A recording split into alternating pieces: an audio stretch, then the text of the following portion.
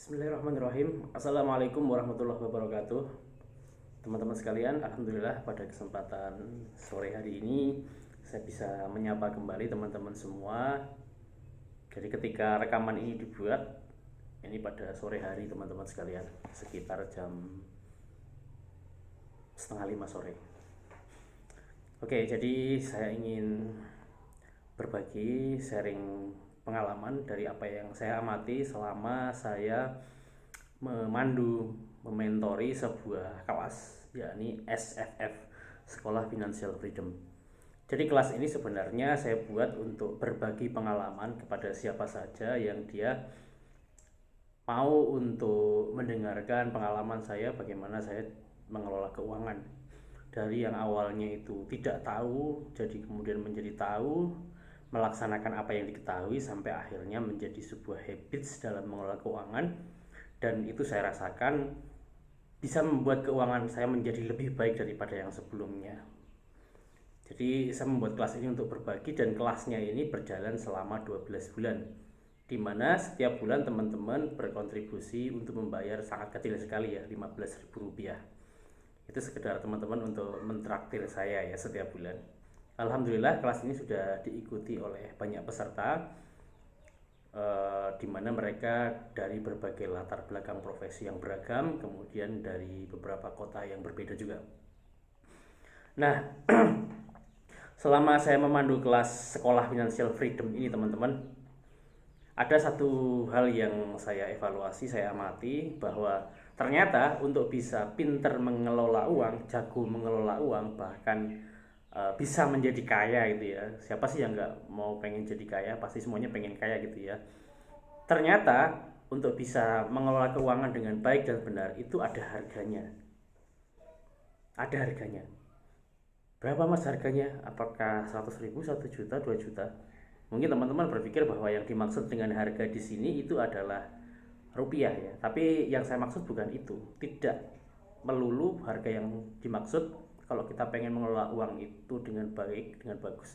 Itu adalah terkait dengan uang, membayar gitu ya. Memang itu menjadi salah satu faktor, tapi bukan satu-satunya. Jadi maksudnya apa mas? Bahwa ternyata kalau kita mau pintar mengelola uang itu ada harganya. Maksudnya gini, saya akan membuat sebuah analogi, membuat sebuah contoh yang akan memperjelas apa yang saya maksud dengan harga itu.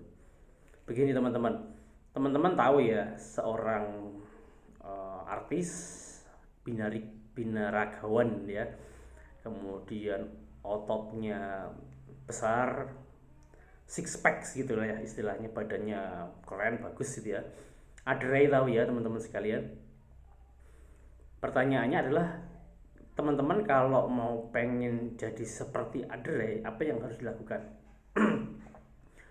Harus nge-gym ya kan, rutin, kemudian harus menjaga pola makan, ada makanan-makanan tertentu, kemudian harus sit up, push up, olahraga secara rutin gitu kan, dan kebiasaan-kebiasaan lain yang itu akan membentuk tubuh six pack sebagaimana Adrei. Nah itu harus teman-teman lakukan, dan itu berjalan tidak sehari dua hari, bukan sebulan, 2 bulan, 3 bulan, bahkan bertahun-tahun gitu ya. Nah itulah yang saya maksud dengan harga. Teman-teman siap gak untuk kemudian konsisten berolahraga secara rutin? Teman-teman siap gak untuk bisa mengkonsumsi makanan-makanan bergizi, kemudian mengkonsumsi suplemen tertentu? Teman-teman siap gak untuk melakukan aktivitas yang dilakukan secara rutin selama bertahun-tahun? Bahkan akan bisa membosankan, tapi itu dilakukan terus. Nah itulah yang saya maksud dengan harga. Maksud harga itu adalah ada konsekuensi yang harus kita lakukan, ada yang harus kita tebus dalam rangka untuk menjadi apa yang kita tuju. Kalau ingin menjadi binaragawan seperti Adrei, ototnya, tubuhnya, harganya apa? Harganya adalah dengan olahraga rutin, minimal misalnya sehari 2 jam, dan itu dilakukan selama bertahun-tahun. Ada makanan yang harus dijaga dan seterusnya. Nah sama halnya dengan mengelola keuangan teman-teman. Teman-teman siap nggak untuk misalnya menyisihkan di awal dari setiap income yang masuk itu secara rutin dari manapun sumber income yang masuk. Disisihkannya bukan hanya 10%, 20%, tapi 30%. Bahkan meningkat menjadi 50% sampai mungkin 70%. Hari ini teman-teman, saya dulu ketika mengawalinya beberapa tahun silam itu saya menyisihkan setiap dari income itu 500.000, kemudian naik menjadi 2 juta, 3 juta, bahkan sampai 50%. Dan hari ini itu saya menyisihkan hampir 80% sampai 70% dari setiap income yang masuk untuk saya investasikan ke dalam kolom aset. Dan itu pengetahuannya sederhana ya. Teman-teman mungkin akan berpikir bahwa oh cuman begitu doang ya. Tapi ternyata ada harga yang harus dibayar, yakni konsistensi melaksanakan apa yang diketahui. Misalnya menyisihkan di awal ketika setiap mendapat income. Kemudian yang berikutnya, teman-teman siap nggak membayarnya dengan harga berupa delayed gratification, yakni menunda kesenangan. Misalnya nih, ketika teman-teman sudah mengakumulasi asetnya dari menabung itu asetnya sudah sampai 20 juta, 30 juta. Di mana dalam pembelajaran itu, dalam SFF Sekolah Financial Freedom itu saya instruksikan kepada teman-teman peserta sekolah itu adalah bukan untuk kebutuhan konsumtif, beli iPhone, beli handphone, untuk jalan-jalan wisata kemana dan sebagainya, tidak. Tetapi saya instruksikan dalam rangka untuk menjadi aset. Artinya apa? Diinvestasikan ulang dalam sebuah bisnis yang dikelola sendiri atau dikelola orang lain. Poinnya adalah dimasukkan di kolom aset dalam rangka untuk dilipat gandakan. Nah, siap nggak? Biasanya kalau orang yang tidak siap membayar harganya, wah udah melihat 20 juta, 30 juta di tabungan cash, langsung kalap ya. Nonton Coldplay misalnya ya, atau konser, atau mungkin beli HP terbaru, apa-apa yang baru, padahal itu belum urgent dan bukan itu tujuannya sebenarnya ya dari mengakumulasi aset itu. Siap nggak teman-teman untuk menunda kesenangan dan sebagainya? Siap nggak teman-teman untuk mungkin dibilang aneh karena mencatat setiap pemasukan dan pengeluaran rutin setiap hari? Teknisnya sudah saya kasih tahu, aplikasi apa yang dipakai, bahkan gratis gitu ya. Kemudian siap nggak misalnya teman-teman dibilang aneh tadi ya, karena kok harus susah-susah begitu, harus nyatet pemasukan dan pengeluaran gitu ya. Kemudian siap nggak teman-teman untuk mulai membangun side hustle, membangun kerja sampingan. Nah itu harga yang harus dibayar, dan semuanya itu, kesiapan itu tidak dilakukan hanya dalam 1 bulan sampai 3 bulan, 5 bulan. Memang dalam kelas ini saya buat 1 tahun itu untuk membentuk pondasi dasar, membentuk kebiasaan aja sebenarnya. Tetapi setelah 1 tahun itu, ketika kebiasaan itu sudah terbentuk, teman-teman harus melanjutkan selama bertahun-tahun, selama 3 tahun ke depan, 5 tahun ke depan, bahkan 10 tahun ke depan, dan seterusnya. Sehingga aset yang sudah terkumpul itu bisa memenuhi kebutuhan teman-teman dari imbal hasil, atau istilahnya ROI of investment, ROI atau dividen atau sharing profit dan sebagainya. Sehingga aset inilah yang akan memasukkan income ke dalam kantong teman-teman tanpa teman-teman harus bekerja secara fisik. Imbalannya itu ya, ketika teman-teman melaksanakan apa yang menjadi instruksi yang ada di dalam Sekolah Financial Freedom. Nah, siap atau tidak gitu ya. Kebanyakan ya, ini saya katakan aja sejujurnya, kebanyakan semuanya banyak yang ingin pintar mengelola uang, jadi kaya gitu ya, tetapi tidak siap untuk membayar harganya, tidak siap untuk konsisten, tidak siap untuk rutin menyisihkan, tidak siap untuk belajar ya, membaca buku investasi ke atas, investasi leher ke atas, tidak siap untuk delayed gratification, menunda kesenangan dan sebagainya. Sehingga ketika kelas berjalan bahkan sampai selesai tidak ada hasilnya, nothing ya, hasilnya 0 gitu. Karena kalau sekedar pengetahuan walaupun sederhana, saya selalu mengupgrade diri saya ya. Jadi hampir di rata setiap bulan itu saya membeli 2 buku ya, setiap bulan paling tidak 2 buku, dan harga buku itu rata-rata di atas 90.000 ya, rata-rata 100 lah, paling paling kecil 100.000. Jadi paling tidak untuk membaca buku 200.000 per bulan gitu ya, untuk membeli 2 buku.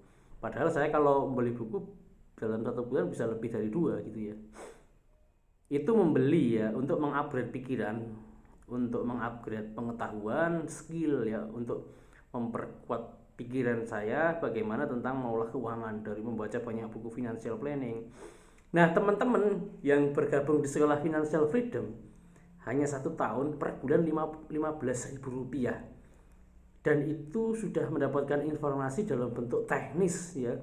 Karena kalau buku-buku ya, misalnya ada ini ya, yang buku sedang saya baca, ini udah berkali-kali saya baca, bukunya tipis ya, Guide to Becoming Rich.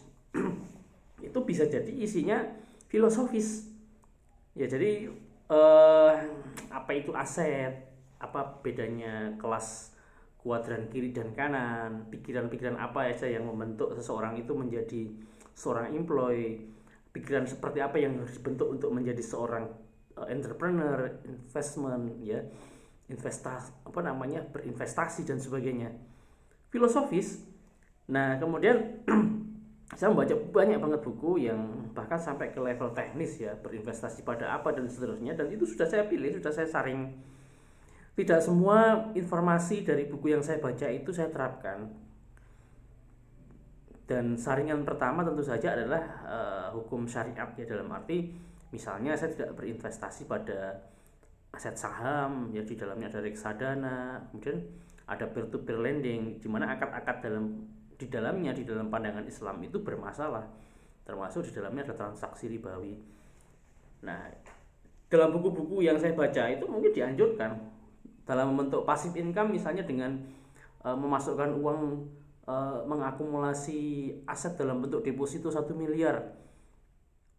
Nah, kemudian hidup dari bunga atau imbal hasil lah istilahnya, dari bunga deposito. Ya itu bisa, tapi tidak saya lakukan, dan haram hukumnya bagi kita umat Islam untuk melakukan hal yang seperti itu, karena memang itu bunga berbunga gitu ya. Nah, apakah ada alternatif? Ada, dengan bisnis ya kan, bisa berinvestasi pada bisnis orang lain dengan syirkah misalnya itu.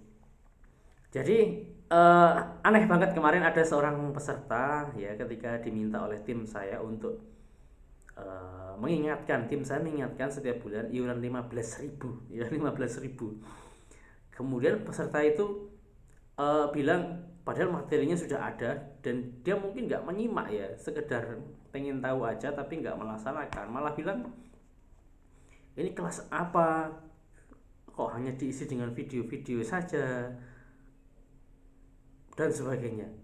Padahal ketika dia mendaftar dengan saya, itu sudah saya jelaskan, ini sekolah Financial Freedom berjalan selama 12 bulan ya kan, kemudian per bulan bayar 15.000, materi pembelajarannya dalam bentuk apa dan sebagainya. Nah, itu kebanyakan beberapa peserta dari sekolah Financial Freedom. Atau karena ini kan 12 bulan, kemudian per bulan 15.000, itu kadang sehari langsung seluruhnya dilihat videonya, kemudian berpikir, oh cuman begitu doang ya, oh caranya sederhana banget ya, ternyata cuma begitu, udah ikut sebulan aja, setelah itu nggak ikut. Ya sudah, tidak akan ada perubahan apapun. Dan saya pun sebenarnya tidak berekspektasi terlalu tinggi ya teman-teman, kemudian harus bersama persis dengan saya, tapi paling tidak saya sharing kepada teman-teman itu untuk tahabbuts bin nikmah ya, sharing, sehingga harapannya teman-teman dari apa yang saya sampaikan itu dapat pelajaran, dapat wawasan, sehingga pengelolaan keuangannya itu menjadi lebih baik daripada yang sebelum-sebelumnya. Siap nggak teman-teman membayar harganya? Termasuk harga 15.000 yang sangat murah sekali. Terima kasih. Assalamualaikum warahmatullahi wabarakatuh.